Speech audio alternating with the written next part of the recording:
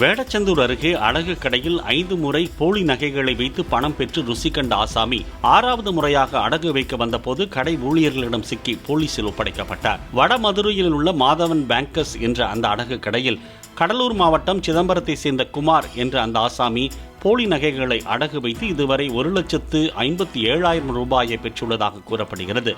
அவர் கொண்டு வரும் நகைகள் அசல் தங்கத்தைப் போலவே இருந்ததால் சரியாக சோதனை செய்யாமல் பணம் கொடுத்துள்ளனர். நேற்று குமார் கொண்டு வந்த மோதிரத்தை சந்தேகத்தின் பேரில் பரிசோதித்த போது அது போலி என்பது தெரிய வரவே அவர் ஏற்கனவே கொண்டு வந்த நகைகளையும் பரிசோதித்ததில் அத்தனையும் போலி என்பது தெரிய வந்தது. பிளே ஸ்டோர் மற்றும் ஆப் ஸ்டோரில் இருந்து பாலிமர் செயலியை QR கோடு மூலம் பதிவிறக்கம் செய்யுங்கள்.